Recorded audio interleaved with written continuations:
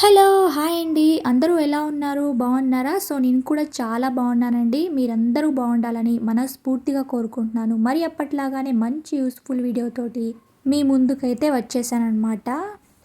Already thumbnail అయితే చూసారు కదండీ! గోధుమ పిండితో గోరింటాకు. చాలా అంటే చాలా బాగా ఎర్రగా పండుతుందండి ఈ గోరింటాకు. ఈ గోరింటాకుని మనం ఎక్కువసేపు ఉంచుకోవాల్సిన అవసరం అస్సలే లేదనమాట. 10 నిమిషాల్లో ఈ గోరింటాకు చాలా బాగా ఎర్రగా పండుతుందండి. వీడియోలోకి వెళ్ళే ముందు ఒక చిన్న రిక్వెస్ట్ అండి. ఫస్ట్ టైం కనుక నా ఛానల్‌ని చూస్తున్నట్లయితే ప్లీజ్ మీ బ్యూటిఫుల్ హ్యాండ్స్‌తో ఒక చిన్న లైక్ చేయండి.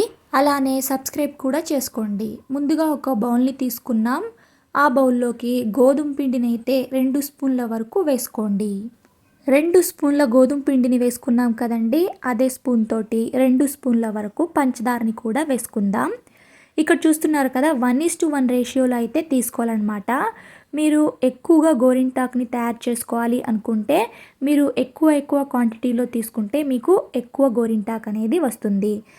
ఇలాగా నేను 1:1 రేషియోలో పంచదారను అలాగే గోధుమ పిండిని ఇలా తీసుకొని ఒకసారి బాగా మిక్స్ చేసేసుకుందాం. ఇలా తయారు చేసుకున్న ఈ గోరింటాకు అనేది మనకు 6 నెలల వరకు నిల్వ ఉంటుందండి. వీడియోని ఎక్కడా కూడా స్కిప్ చేయకుండా చూడండి. అప్పుడే మొత్తం ఇన్ఫర్మేషన్ అనేది తెలుస్తుంది. ఇలాగా ఒక బౌల్ని అయితే తీసుకున్నానండి. నేను ఎక్కువగా గోరింటాకుని ఇదే బౌల్లో ప్రిపేర్ చేస్తుంటాను. అందుకే బౌల్ అనేది ఇలా ఉందండి. మీరు కూడా ఏదైనా వాడని గిన్నె ఉంటే ఆ గిన్నెలో గోరింటాకుని ఎంచక్కా తయారు చేసుకోవచ్చు అన్నమాట. ఇలాగా ఒక గిన్నెని తీసుకొని లోపల బేస్ కోసం ఒక చిన్న గిన్నెనైతే పెట్టేసుకోండి. ఇక మనం రెడీ చేసుకున్న పంచదారను గోధుమ పిండిను ఇలా రౌండ్గా వేసేసుకోవాలన్నమాట. ఇలా మీరు ఎటువంటి కెమికల్ లేకుండా న్యాచురల్గా ఇంట్లో ఉండే వాటితోనే ఇలా గోరింటాకునైతే తయారు చేసుకోవచ్చు. ఆకు అందరికీ అవైలబుల్గా ఉండదు కదండి! అలాంటప్పుడు ఇలాగ గోరింటాకునైతే తయారు చేసుకోవచ్చు.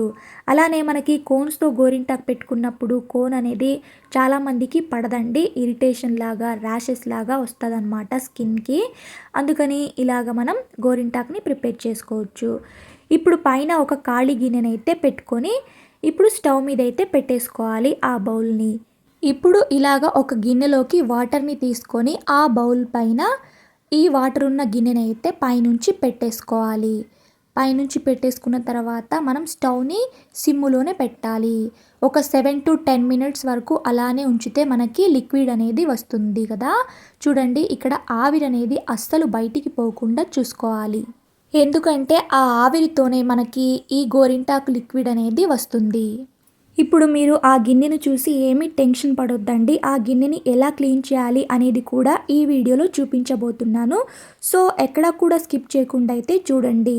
ఇక ఇలాగైతే వచ్చింది కదండీ లిక్విడ్. ఈ లిక్విడ్‌లోకి రెడ్ కలర్ గోపురం కుంకుమని యాడ్ చేసుకున్నాను. బాగా మిక్స్ చేసేసుకోండి. మీరు కావాలి అంటే మెరూన్ కలర్ కుంకుమని కూడా యాడ్ చేసుకోవచ్చు. ఇక్కడ చూస్తున్నారు కదా గిన్నె అనేది ఇలా మాడిపోయింది కదా! ఇప్పుడు దీన్ని ఎలా క్లీన్ చేయాలి అనేది చూపించబోతున్నాను. మీరు ఈ గిన్నెలో అస్సలు వాటర్ అయితే పోయకండి. వాటర్ పోయకుండా మనం లిక్విడ్ వచ్చిన గిన్నెని సైడ్‌కి తీసుకున్న తర్వాత ఈ గిన్నెని సైడ్‌కి పెట్టేసుకుంటే మొత్తం చల్లారిన తర్వాత చాకుతో ఇలా సైడ్స్‌కి అంటా ఉంటే చూడండి మొత్తం నీట్‌గా అయితే వచ్చేసింది కదా! వాటర్ వేస్తే దానికే అతుక్కుపోయి బాగా రుద్దాల్సిన అవసరం అయితే వస్తుంది. అందుకని చల్లారిన తర్వాత ఇలాగా చాకుతో సైడ్స్‌కి ఇలాగ మనం ప్రెస్ చేసుకుంటూ తీసుకుంటే చాలా ఈజీగా వస్తుందండి. ఇక ఇందులోకి కొద్దిగా విమ్ లిక్విడ్‌ని వేసి ఒక గ్లాస్ వరకు వాటర్‌ని పోసి స్టవ్ మీద ఒక్క 2 మినిట్స్, 3 మినిట్స్ అలా పెట్టేసి ఆఫ్ చేసేసి తర్వాత వాష్ చేస్తే చాలా అంటే చాలా నీట్‌గా క్లీన్ అయిపోతుందండి. మరీ ఎక్కువగా క్లీన్ చేయాల్సిన అవసరం కూడా లేదనుకుంటా. ఎందుకంటే మనం ఏదైనా వాడని గిన్నెని తీసుకుంటే మనకి ఎప్పుడు కావాలంటే అప్పుడు గోరింటాకుని ప్రిపేర్ చేసుకోవాలి అన్నప్పుడు ఇదే గిన్నెని ఎంచక్కా యూజ్ చేసుకోవచ్చనమాట. చూస్తున్నారు కదా! ఇక్కడ నేను వాష్ చేసి చూపిచ్చాను. వాష్ చేసినా కానీ నా గోరింటాకు అనేది పోలేదండి. ఈ గోరింటాకు 1 వీక్ వరకు ఉంటుందండి. చూస్తున్నారు కదా ఎంత బాగా ఎర్రగా పండిందో.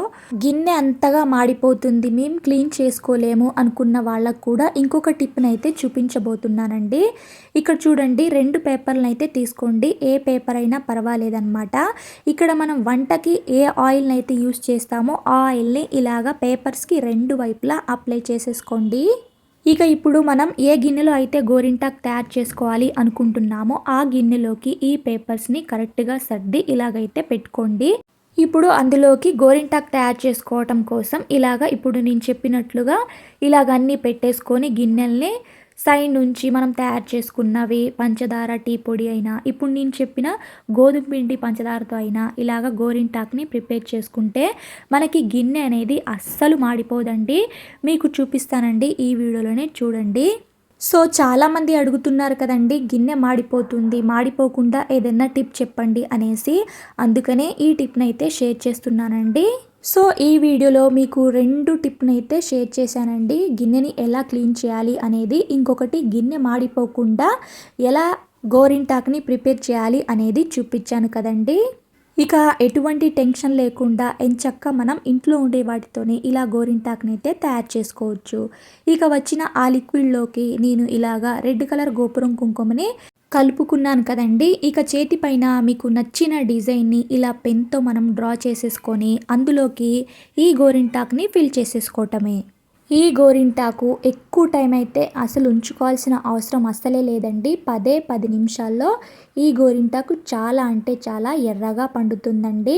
సో టైం ఎక్కువగా లేనప్పుడు, ఆకు అనేది అవైలబుల్గా లేనప్పుడు, ఇంకా మాకు కోన్స్తో గోరింటాకు పెట్టుకుంటే ఇరిటేషన్ లాగా ర్యాషెస్ లాగా వస్తుంది, మాకు కోన్స్ అనేవి పడవు, అలాంటప్పుడు ఈ గోరింటాకుని మనం ఎంచక్కా ప్రిపేర్ చేసుకొని మన చేతులకైతే పెట్టుకోవచ్చండి.